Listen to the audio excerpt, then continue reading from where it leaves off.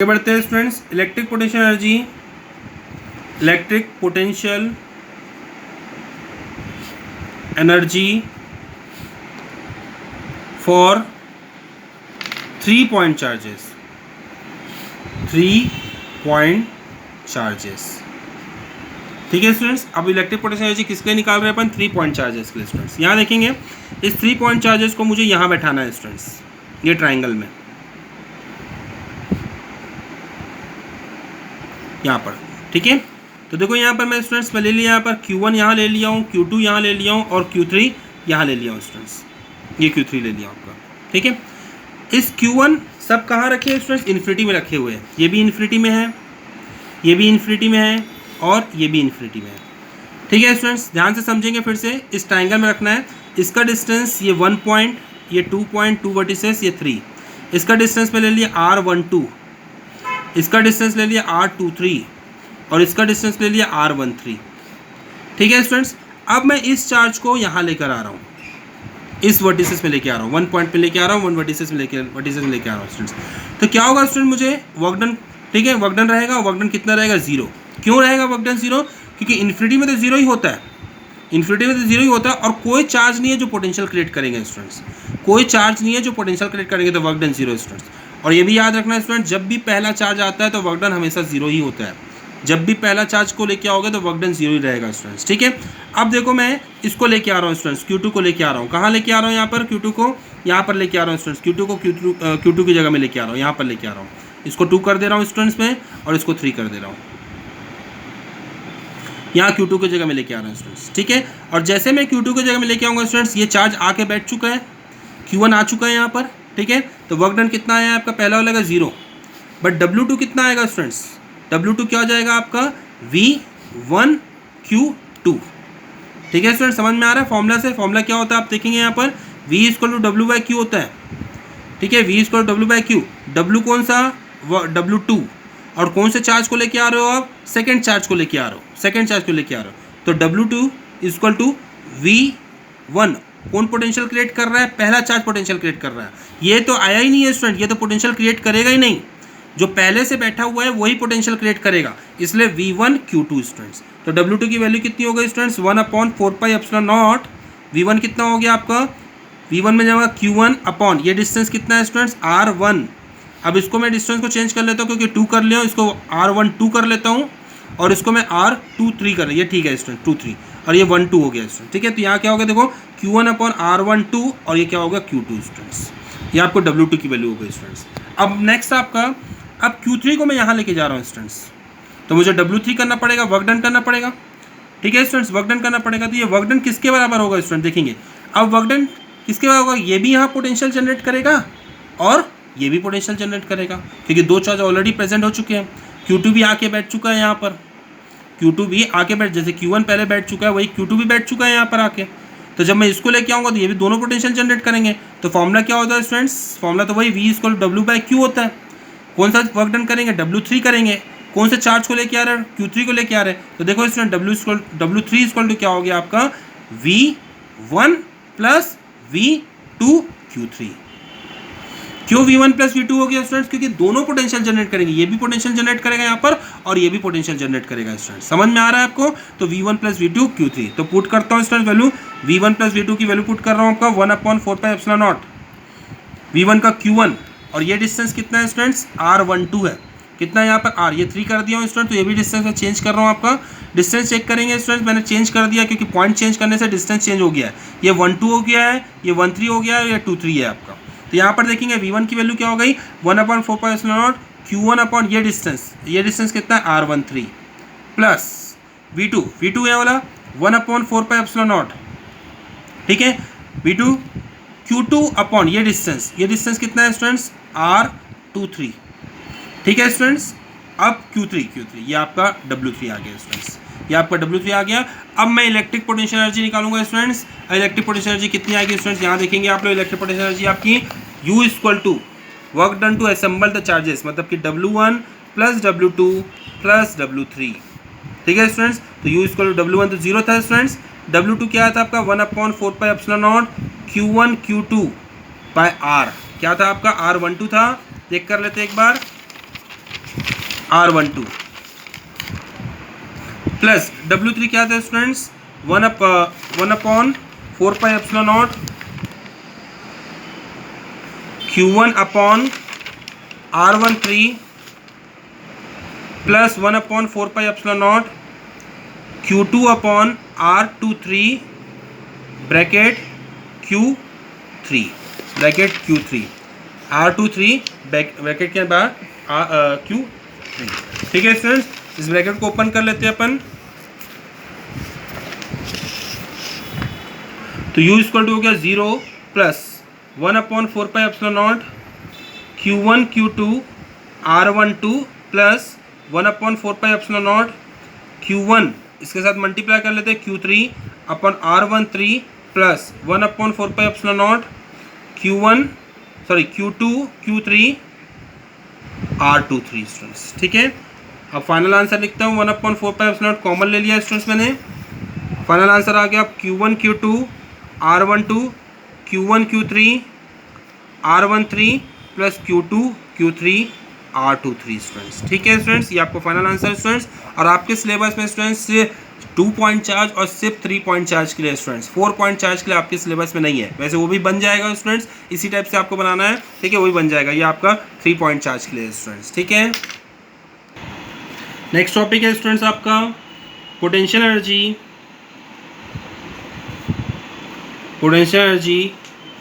Of a dipole in a uniform electric field students. ठीक है students, एक important topic है ये आपका। ठीक है, इसके पहले वाला इलेक्ट्रिक पोटेंशियल एनर्जी वो भी इंपॉर्टेंट है स्टूडेंट, उसका न्यूमेरिकल कंफर्म आता है स्टूडेंट्स। तभी आपका टॉपिक है potential energy of a dipole in a uniform electric field. मैं एक यूनिफॉर्म इलेक्ट्रिक फील्ड बनाता हूँ स्टूडेंट्स। एक यूनिफॉर्म इलेक्ट्रिक फील्ड है आपकी जो कि एक्स एक्सिस की तरफ जा रही है स्टूडेंट्स जी। अब यहाँ पर एक डायपोल है स्टूडेंट्स जो कि एक एंगल थीटा में रखा हुआ है। ये प्लस क्यू चार्ज, ठीक है, और ये माइनस क्यू चार्ज। ठीक है स्टूडेंट्स, आपको पता है E इक्वल टू क्या होता है, F/Q होता है। तो F इक्वल टू क्या हो गया स्टूडेंट्स, EQ। तो यहाँ पर फोर्स लग रहा होगा स्टूडेंट्स, एक इसका कितना फोर्स लग रहा होगा, EQ। ठीक है, ये इलेक्ट्रिक फील्ड आपकी जो कि पॉजिटिव चार्ज है, तो इलेक्ट्रिक फील्ड जो फोर्स लग रहा होगा वो पॉजिटिव चार्ज का हमेशा इलेक्ट्रिक फील्ड के डायरेक्शन में लगता है स्टूडेंट्स। पॉजिटिव चार्ज का, ठीक है, जो फोर्स लगता है EQ वो हमेशा इलेक्ट्रिक फील्ड के डायरेक्शन में लगता है। और जो नेगेटिव चार्ज का फोर्स लगता है स्टूडेंट्स, ठीक है, EQ, यहाँ पर आपको साइन लेने की ज़रूरत नहीं है स्टूडेंट्स, -EQ लिखने की ज़रूरत नहीं, क्योंकि ऑलरेडी अपन ने ये डायरेक्शन ले लिया है। ठीक है, इससे समझ में आ गया है कि इलेक्ट्रिक फील्ड के अपोजिट है ये फोर्स, क्या है, इसके इलेक्ट्रिक फील्ड के अपोजिट है स्टूडेंट्स। ठीक है, तो देखेंगे स्टूडेंट्स, ये दोनों के बीच का डिस्टेंस कितना है, 2L। ये दोनों के बीच का डिस्टेंस कितना है आपका, 2L।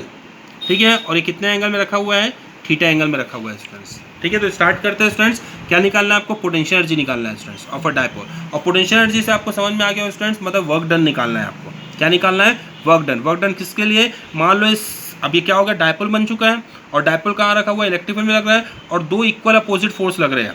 2 इक्वल और अपोजिट फोर्स लग रहे हैं, तो क्या बन गया स्टूडेंट, कपल बन गया। और कपल बन गया तो क्या होगा स्टूडेंट, ये गोल गोल घूमना स्टार्ट कर देगा। तो जब गोल गोल घूमना स्टार्ट करेगा तो डिस्प्लेस होगा, और जब डिस्प्लेस होगा तो वर्क डन होगा स्टूडेंट्स, और वर्क डन होगा तो वही क्या कहलाएगा, पोटेंशियल एनर्जी कहलाएगा स्टूडेंट्स। तो आपको वही चीज़ निकालना है कि अगर ये θ1 से θ2 जाता है, पहले तो आपको स्मॉल थीटा के लिए निकालना है स्टूडेंट्स, फिर जब वो θ1 से θ2 जाता है तो कितनी वर्क डन होता है, और वही वर्क डन की वैल्यू आपकी क्या होगी स्टूडेंट्स, पोटेंशियल एनर्जी की वैल्यू होगी स्टूडेंट्स। तो मैं स्टार्ट करता हूँ स्टेटमेंट के साथ स्टूडेंट्स, ध्यान से सुनेंगे स्टेटमेंट में। Consider electric field an electric field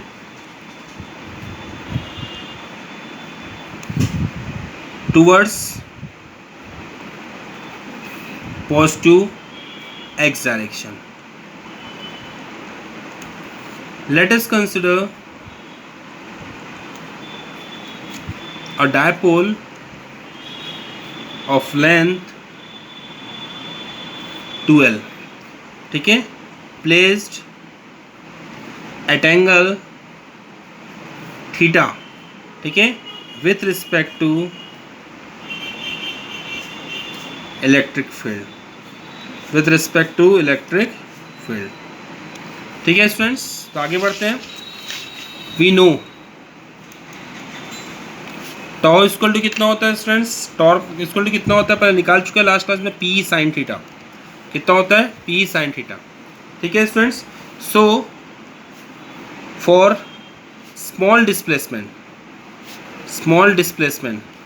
मान लो एक स्मॉल डिस्प्लेसमेंट, फिजिक्स का रूल है स्टूडेंट्स कि सबसे पहले आपको स्मॉल डिस्प्लेसमेंट निकालना है। स्मॉल डिस्प्लेसमेंट मतलब डी थीटा के लिए। ठीक है, तो वर्क डन क्या हो गया, small work done d W equal to क्या हो जाएगा student, force into displacement. Work done equal to क्या होता है, फोर्स इंटू डिस्प्लेसमेंट, बट जो कि ये कैसा ऑब्जेक्ट कैसा मूव कर रहा है, एंगुलर मूव कर रहा है, तो फोर्स की जगह में टॉर्क, और डिस्प्लेसमेंट कौन सा डिस्प्लेसमेंट, डी थीटा डिस्प्लेसमेंट। मैं फिर से रिपीट कर रहा हूँ स्टूडेंट्स, वर्क डन का फॉर्मूला क्या होता है, फोर्स इंटू डिस्प्लेसमेंट, बट यहाँ पर कौन सा फोर्स लगेगा, टॉर्क वाला, क्योंकि बॉडी क्या हो रही है, गोल घूमने वाली है। और डिस्प्लेसमेंट में कौन सा होगा, एंगुलर डिस्प्लेसमेंट, डी थीटा वाला स्टूडेंट। तो डी डब्ल्यू इक्वल टू क्या हो गया, टॉ डी थीटा। ठीक है ना। Now work done when it move from θ1 to θ2। अब वर्क डन निकालना है आपको, जब वो कहाँ से कहाँ मूव करेगा, θ1 से θ2 की तरफ मूव करेगा स्टूडेंट। ठीक है, तो देखेंगे यहाँ पर d W equal to tau D theta. ठीक है, कहाँ से कहाँ तक है स्टूडेंट्स आपका, θ1 से θ2। θ1 से θ2 मतलब यहाँ समझेंगे स्टूडेंट्स, मान लो ये θ1 है तो यहाँ θ2 है स्टूडेंट्स। मान लो कहीं पर यहाँ पर θ1 है तो यहाँ पर कहीं पर θ2 है स्टूडेंट्स। ठीक है, तो कितना वर्क डन यहाँ पर भी देखेंगे स्टूडेंट्स, वर्क डन भी क्या हो जाएगा आपका, दोनों साइड इंडिकेट होगा, तो वर्क डन डब्ल्यू हो गया, टॉर्क कितना हो गया, P sine theta, T theta, θ1 to θ2, तो डब्ल्यू इक्वल टू हो गया, पी बाहर आ गया स्टूडेंट्स, साइन थीटा अंदर रहा, तो डब्ल्यू इक्वल टू हो गया पी, और साइन थीटा का इंडिकेशन क्या होता है students, minus cos theta. Sine theta का इंडिकेशन क्या होता है, माइनस कॉस थीटा, θ1 से θ2। तो डब्ल्यू इक्वल टू क्या हो गया, माइनस बाहर, P upper term cos θ2 minus lower term cos θ1, upper term cos θ2 minus lower term cos θ1। ये माइनस को बाहर कर चुका हूँ स्टूडेंट्स, अब मैं माइनस को अंदर ले जा रहा हूँ, तो P minus cos θ2 minus minus plus cos θ1। मैं प्लस वाले को पहले लिख देता हूँ स्टूडेंट्स, तो P कॉस θ1 माइनस कॉस θ2, ये आपकी वैल्यू आ गई स्टूडेंट्स। अब मैं केस स्टार्ट कर रहा हूँ। ठीक है, केस स्टार्ट करते हैं students. Let initially dipole is placed perpendicular to the electric field, perpendicular to the electric field, and now it is rotate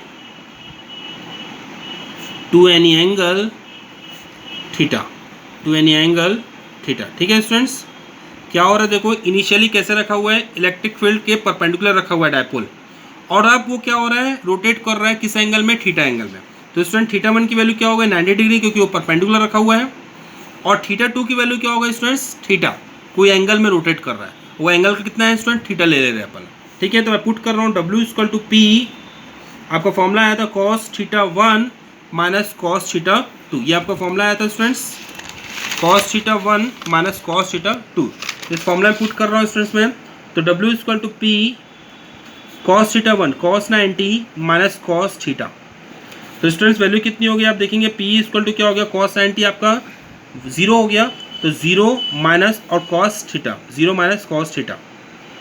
ठीक है स्टूडेंट्स, तो आपकी वैल्यू क्या हो गया, डब्ल्यू इक्वल टू माइनस, ये माइनस बाहर हो गया, तो minus p cos theta students, ये आपका फॉर्मूला आ गया स्टूडेंट्स, और यही मेन फॉर्मूला है स्टूडेंट्स, याद रखना यही मेन फॉर्मूला है। एक्चुअली फॉर्मूला तो यहाँ से आया है स्टूडेंट्स, बट ये मेन फॉर्मूला हो जाता है जहाँ पर इनिशियली डायपोल कैसे रखा हुआ है, परपेंडिकुलर रखा हुआ है, और उसके बाद उसको कोई एंगल में रोटेट किया जा रहा है, तो ये मेन फॉर्मूला हो गया students, minus p cos theta students. ठीक है, तो आगे बढ़ते हैं स्टूडेंट्स इसको, तो इसको मैं और क्या लिख सकता हूँ, ठीक है, वर्क डन को क्या लिख सकता हूँ, electric potential energy you, work done को क्या लिख सकता हूँ, इलेक्ट्रिक पोटेंशियल एनर्जी, तो minus p cos theta students, जिसको मैं वेक्टर फॉर्म में स्टूडेंट्स ये आप देख रहे हैं डॉट प्रोडक्ट में आएगा, क्योंकि कॉस थीटा है, तो minus P dot of E students. ठीक है स्टूडेंट्स, ये आपका आंसर हो गया स्टूडेंट्स। आगे स्टूडेंट्स बढ़ते हैं अपन स्पेशल केस की तरफ। ये स्पेशल केस इंपॉर्टेंट है स्टूडेंट्स, ठीक है। पहला केस इसमें, ठीक है, पहला केस है position for stable equilibrium. Position for stable equilibrium. Stable equilibrium वो केस होता है स्टूडेंट्स जिसमें एनर्जी क्या होना चाहिए, एनर्जी यू क्या होना चाहिए, मिनिमम होना चाहिए स्टूडेंट, मिनिमम टू मिनिमम। अब मुझे बताओ कि ऐसा थीटा की वैल्यू क्या लेंगे जिसमें एनर्जी मिनिमम आएगी स्टूडेंट्स। तो थीटा की वैल्यू क्या होगी स्टूडेंट्स, आपकी जीरो रहेगी। थीटा की वैल्यू क्या रहेगी, जीरो। तो देखो अगर कॉस पुट कर दिया मैंने minus p cos zero, cos zero क्या हो गया स्टूडेंट्स, 1 हो गया। तो आपकी वैल्यू क्या हो गई, माइनस पी स्टूडेंट। ये सबसे कम आएगी वैल्यू स्टूडेंट्स, कम, सबसे कम। किसी के दिमाग में आ रहा होगा स्टूडेंट्स कि थीटा की वैल्यू 90 ले लेते तो कॉस 90 जीरो हो जाएगा स्टूडेंट। तो ध्यान रखना कॉस 90 जीरो करके पूरी वैल्यू को जीरो कर देगा। तो जीरो माइनस पी से क्या होगा स्टूडेंट, बड़ा होता है, माइनस पी और छोटा होता है स्टूडेंट्स, ठीक है। तो मिनिमम कब आएगा, जब वो माइनस में रहेगा आंसर। जीरो तो आपका बड़ा ही रहेगा स्टूडेंट्स, ठीक है। Second case students for zero, ठीक है, equilibrium, zero energy, okay, equilibrium not zero energy.